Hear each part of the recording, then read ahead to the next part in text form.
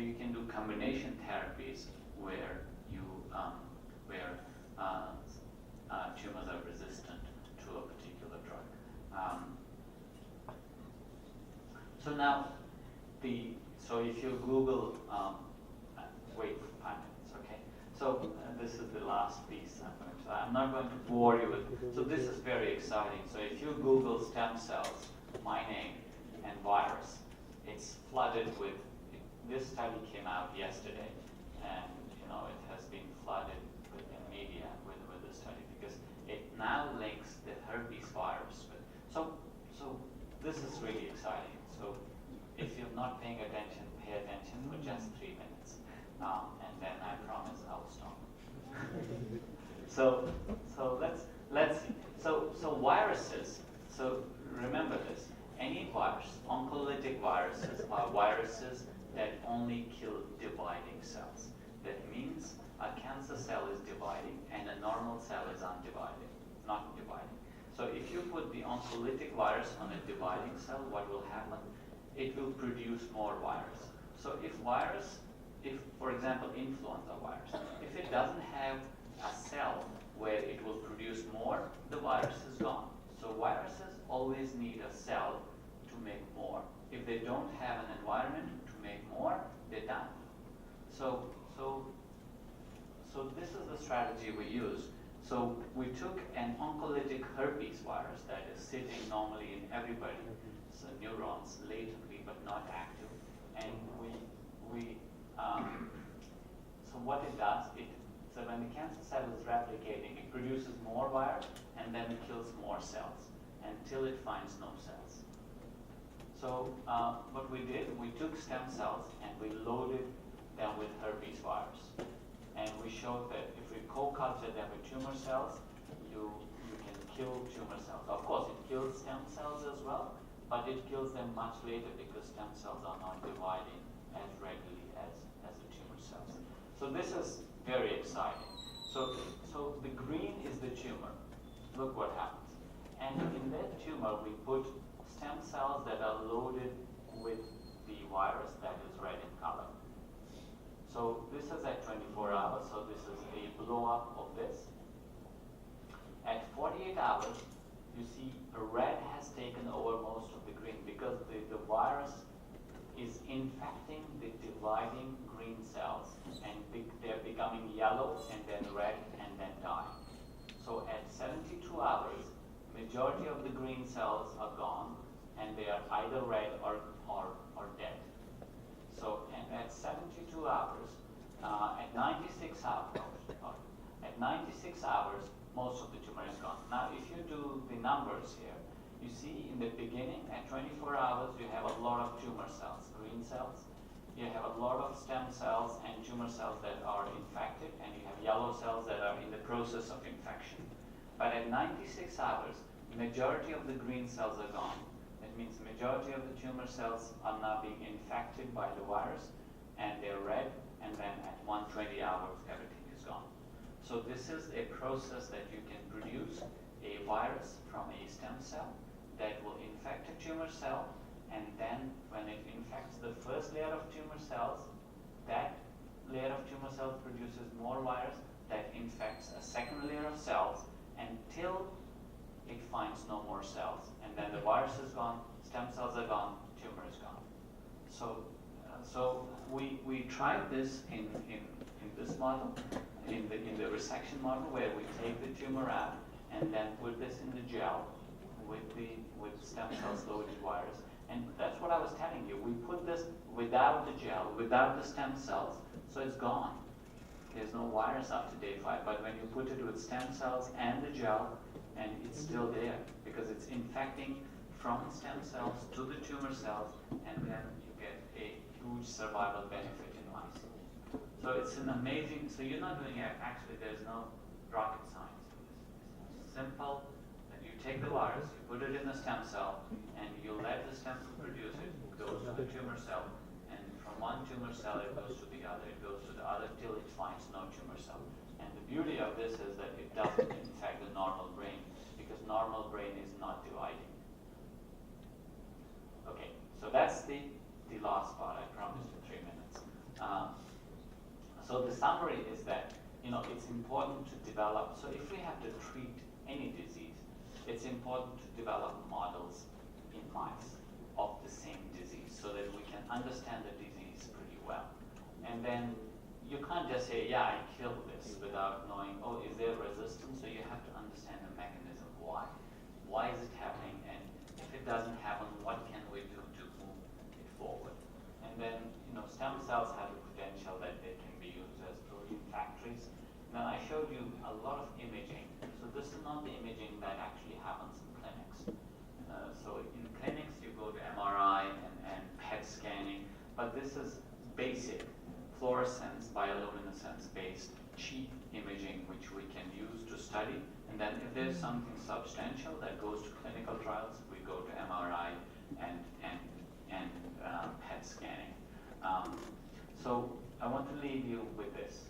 So this is the book that we recently published on it's a very new field, so I think we are sort of pioneering the field, and being in the pioneer science school, I think you're the first ones to get very exposed to it. But do look at it, look up the stem cell-based therapies for cancer. It's something different other than, and for brain it's more exciting because there are no drugs for brain tumors. And I think this is it. Thank you.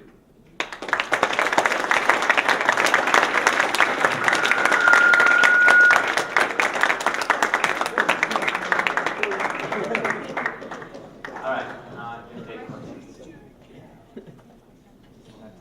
All right.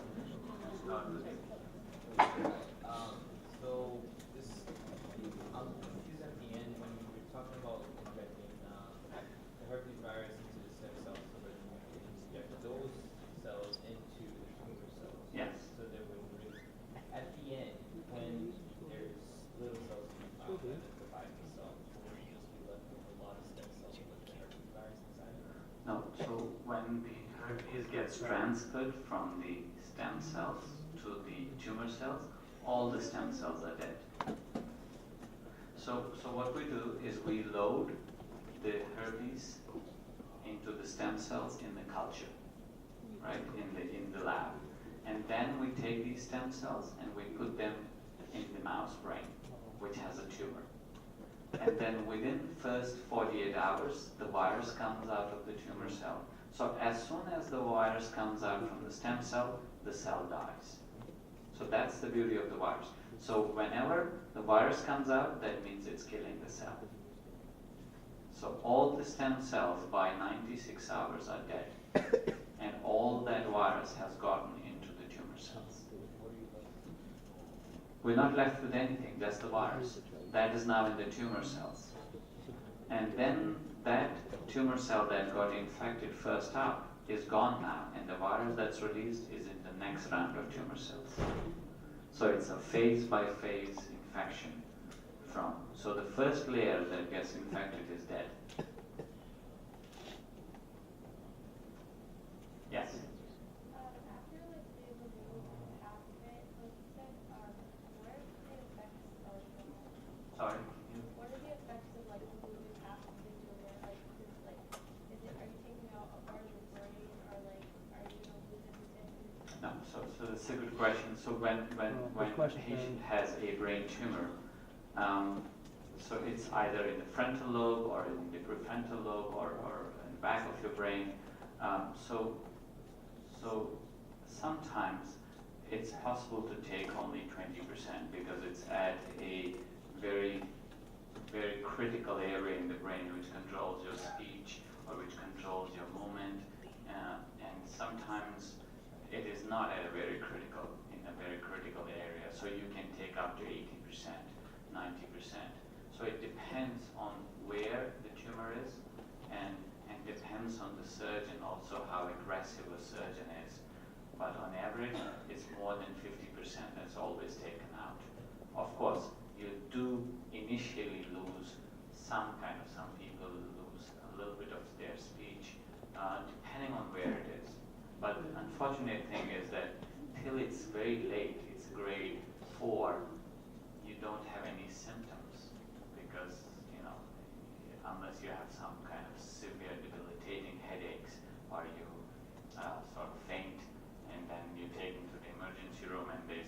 let's do an MRI, and they find a big mass in the brain. It's very difficult to diagnose very early. Yes? How expensive would Yeah, that's a very good question. So the idea is, this is what we're trying to do. So I've been talking to people in India, in China, in Italy. So what we would like, this is the most ideal scenario. We would like to have 4 different types of stem cells on the shelf, saying, okay, if a brain tumor has a certain, so different brain tumors have different profiles. They have different genetic makeups. And based on the genetic makeup, we can make the stem cells. So let's say we have 4 different types of stem cells sitting on the shelf. We made them, we biobank them, we put them into minus 80 or liquid nitrogen, and they are sitting in the freezer. Then somebody in Arizona needs these cells. So if we can set up the biobanking and the cell culture in a facility, I think we can make it fairly cheap, as long as we go past the FDA and the phase 1. I think the pharmaceutical companies would not like it because it's not in their favor. So I think I have two incentives here. One is to create awareness about what we're doing, and then also to develop therapies. I can't give you the exact price, but I think we can make it with time fairly cheap. Yes? You could buy the book. If you buy it now, you get 50% discount. No, it's. I think it's on Amazon. Yes?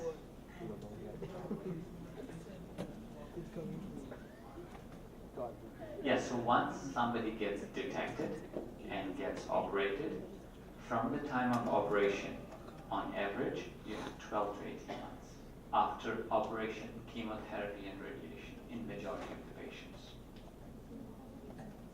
If we don't do the therapy, if we don't do anything else. But the standard care is now take the tumor out, treat with chemotherapy and radiation. Yeah, this guy has been asking for a while. So the stem cells with HIV, they kill themselves after they go to another cell. How is it that the ones without the HIV, how do you get rid of them once they kill all the cancer? HSV. They just stay there? No, you mean HSV, not HIV. So your question is that what happens to the cells that remain that don't get infected? So yeah, we hope that most of the cells get infected. Yeah. So the problem is if some don't get infected, they will grow again. And then you would have to get the procedure again? Yes. Yes. When a surgery removes the tumor, can you just inject stem cells into the brain? Yeah, and that's what we're planning. That at that time, it's not possible now with the current protocols that are approved by FDA, but that's what we're asking. We're asking, when you remove the tumor, why wait? Just go there, right there. Let me give a chance to others who have asked once. Yes. Hello, my name is Sam. Oh my God. I have a question about, well, it's a couple questions. My first question was, you implant the mouses with the tumor? Yes. What are alternatives for the implanting mouses? Or using like different subjects to test? Yeah, so what FDA would like us to do, the monkeys and the dogs, so much more higher models. No. But I think because FDA also looks at how unmet the need is. For example, in this case, you need something quickly, so they might just approve something on the mouse studies. So are you only like tested on the mouse? Yes. But I think it will work on dogs as well. I don't see an issue. Yes.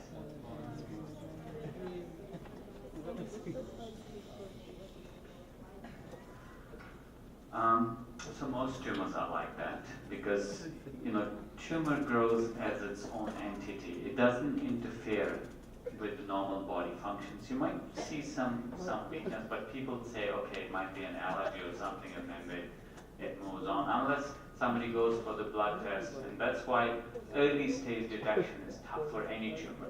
For brain, it's even tougher because it's so privileged, it doesn't interfere with the any bodily function unless somebody gets, as I said, severe headache or falls and has a seizure. That's why it doesn't show up anyway.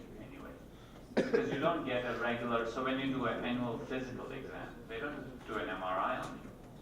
They'll check your blood, and if something is abnormal in your blood, they'll say, okay, let's do something else.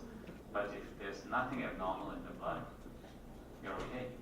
So most of the patients, they either have a seizure or some kind of a severe headache. So they go to the PCP and then say, well, let's go to the neurologist who refers to an MRI, and that's where they get detected. Yeah. To refer to Sam's question, so you guys haven't tested it on humans yet, right? No, it's not. I mean, from a mouse study to a human, it takes 10 years. It's not that on average. So I hope in next 2 years we'll test it in humans. And so do you know any side effects to this? No, there aren't. So for now, we know that it doesn't do anything to the normal cells. There are no side effects. At least not as bad as chemotherapy. How much time do we have? Okay. How long would you be able to see an recommendation for Well, the standard treatment, when something becomes a standard treatment, it has to, so the way it goes from a mouse study, it goes into phase 1. Phase 1 clinical trials are trials where they test for toxicity. So if there is no toxicity in patients, then it goes to phase 2, where they have more subjects, more patients, and then if you get efficacy, if you see some improvement, then it goes to phase 3. And in phase 3, if you see more improvement, it becomes a standard therapy. So this is how every drug goes. The path of any drug is like this for cancer. So mouse studies, phase 1, phase 2, phase 3, and standard of care. how long does that whole process usually take? It's very tough for me. I have to be extremely patient. I would like this to go to clinics tomorrow. But the whole process from a study like this till the phase 3, you're counting 7 to 8 years. If well funded. If not, then good luck. Yes. Do you think that this therapy could ever be like a permanent alternative to operating? So instead of doing like a surgery to remove the tumor, we just do this therapy? Well, you have to do the surgery because in the brain, it's not the tumor that creates the problem. It is the pressure of the tumor. It's not the tumor that blocks the function of the brain. There's so much of pressure on the cranium because brain is not like skin where if you have a melanoma, it will extend and it's okay.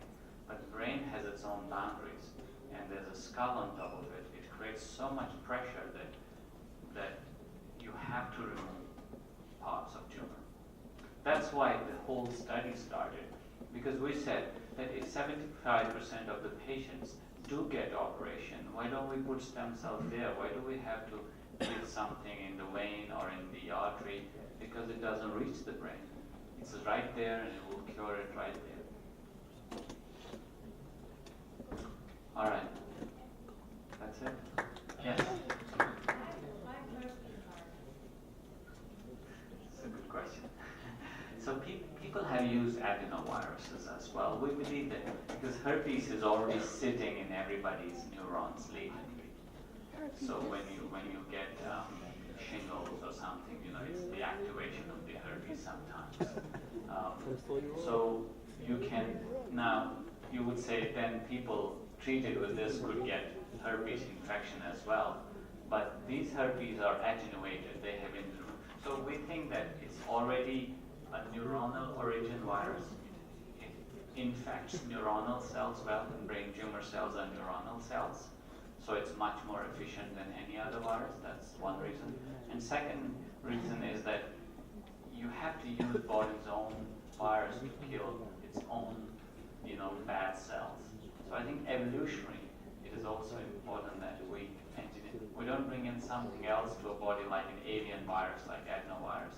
We bring its own modified virus back into the body and tell the body, like from a whole foods organic standpoint of view, I think this is more ethically correct. And of course, it's a neuronal origin virus, so it works much better than the adenovirus. Yeah. 2 more questions.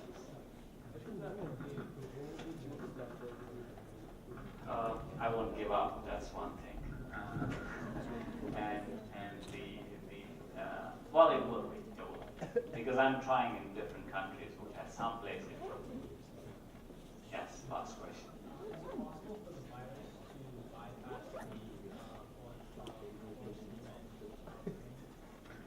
Yes, it would, but the problem is that the virus will be in circulation, it will never find the tumor cells. We've tried that. We've injected the virus in the carotid artery, and it doesn't do anything to bring tumor cells.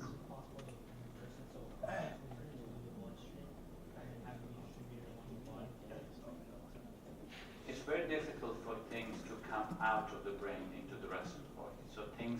So like breast tumors, when they re-emerge when they reoccur, they also reoccur in the brain.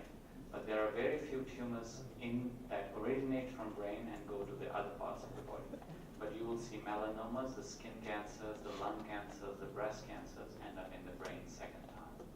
But very few things come back out of the brain into the rest of the body. Should we take one more? Okay, one more. So, at the beginning of your presentation, you said that you planted stem cells next to the tumor. Yes. And then stem cells migrated to the tumor and essentially killed the cells, right? What if you did that with the method that you proposed, that through the bloodstream would find the solution to the tumor? Is that possible? Well, bloodstream is flowing, so it's like it would find. We haven't seen. We've tried that when we inject this and we're trying to take out the brain and see what the stem cells are. We couldn't find them, but stem cells do have a very good migrating ability. If we put a lot here, they will go to the site which is diseased. They go. So these studies have been done. We've done this in stroke model as well, and they have gone to the area where the stroke happens. So the migration is important because we want them to track the tumor cells, but I think the bloodstream thing doesn't work. All right, thank you so much.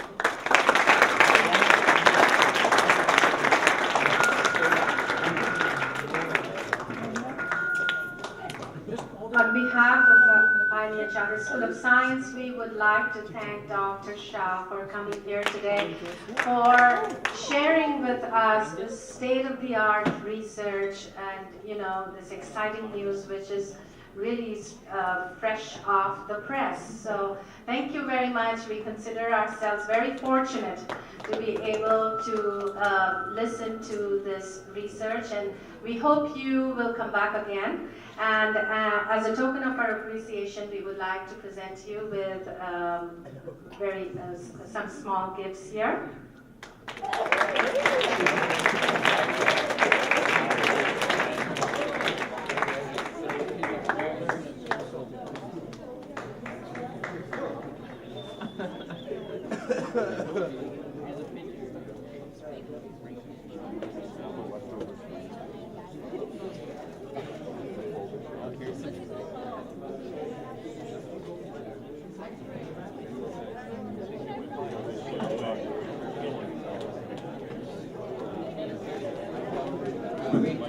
Thank you, Dr. Shah. Students, you will be going back to your 8th period classes.